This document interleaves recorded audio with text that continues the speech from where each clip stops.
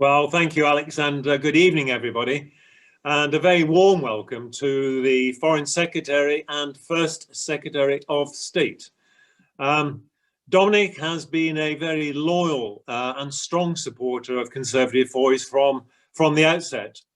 And I can remember introducing him to one of our earlier sessions in the House of Commons in the hot seat, and described him as a rising star in politics. The Spectator in 2011 rated him as Newcomer of the Year. And I remember very clearly the first time I met Dominic. I was in David Davis's office at the House of Commons, and David said to me, it's about 12 years ago now, David said to me, "Dom, I really want you to meet my former Chief of Staff. I think he's a really great guy, and in my opinion, I think he's going to go right to the top of British politics." And how right David was, and how delighted at this time in particular that we have somebody who's so talented, so conscientious, and so hardworking as Dominic Raab as Foreign Secretary. Dominic, over to you. Well, Don, thank you very much for that very generous introduction. Can I thank you, Brian, Alex, and the whole Conservative Voice team, and thank you for your support for right the way through when I was trying to get on the candidates list. I feel a huge debt of gratitude to you, to Convoys, to Brian for all you've done. And obviously, it's a great pleasure to come and talk to all of the Conservative Voice flock. I can even see Marjorie Bayliss down there, probably down in Devon, and one or two others that I know personally. I know we're all a bit zoomed out, so it's great to have an opportunity, and with conference, we'd hoped to get together, but it couldn't happen.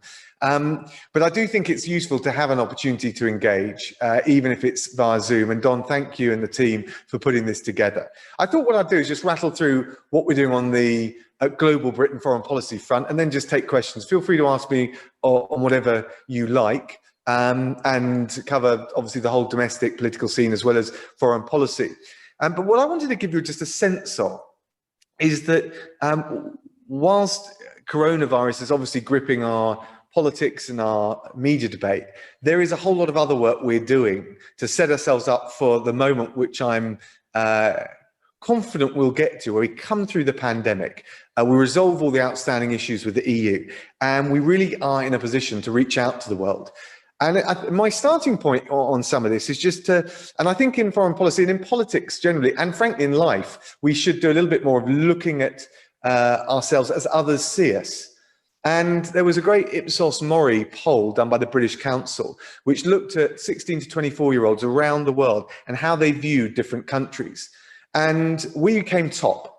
We were the most attractive to young people around the world, and our institutions the most trusted alongside Canada's. And for all the talk about, well, you know, the usual stuff around leaving the EU, the usual self-flagellation, and frankly, the media frenzy criticising the government for everything, the Goldilocks critique around coronavirus. If we intervene and we involve and impose restrictions, they're too hard. If we don't, they're too soft.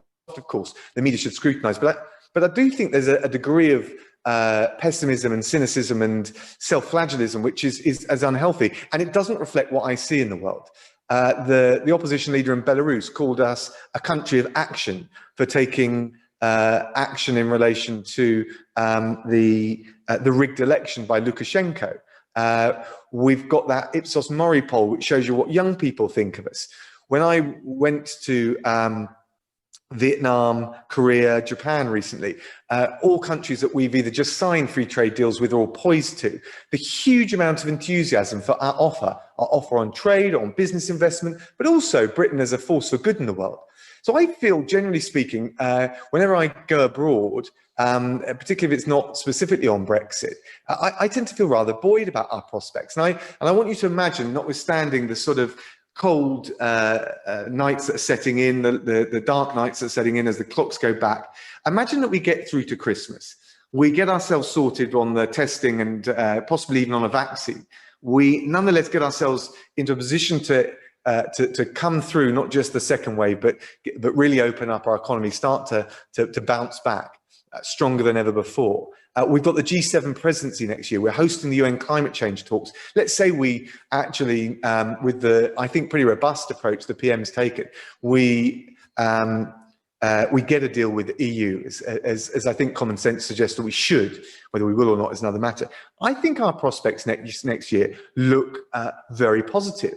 I know we feel so stuck in the frustrations of COVID and both in terms of the health challenge, but also the economy. But I can see a really positive year for us next year, and all the prospects for this country being bright. I can see it on our relationship with our European partners. As aficionados of Conservative Voice will know, I've always been pretty robust Brexiteer. I've always also wanted us to make the case and try and secure a free trade deal if we possibly can. I think there are some glimmers of hope amidst all the usual soap opera that accompanies the 11th hour. But one of the interesting things is all the way through this, the sort of Brexit pantomime, if you like, in terms of the media coverage of it, I've kept working with my European partners. I invited to Chevening in September, my German and French opposite numbers. We talked about Navalny, Belarus, Iran, the Middle East peace process. We sort of quietly, and we didn't talk about Brexit at all, actually. And actually, I think come what may in the Brexit negotiations, we will continue to have good, sensible relations with our European partners. But on Belarus, I thought it was quite interesting that we could proceed to impose what we call the Magnitsky sanctions, the targeted asset freezes and visa bans on Lukashenko's regime without having to wait for the EU to do it. That's already one of the advantages we've got. And actually, and we didn't make a big deal of it, but actually we did it with the Canadians, great close ally, very, very much shared values.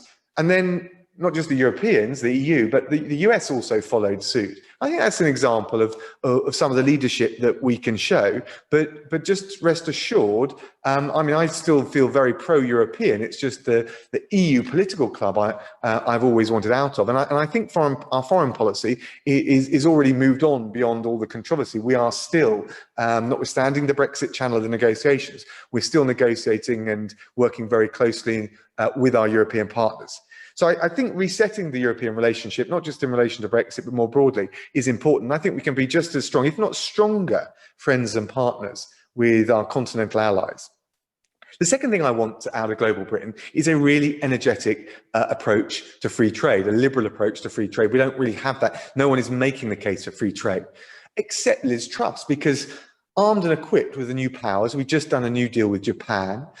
We've got a continuity deal with Korea.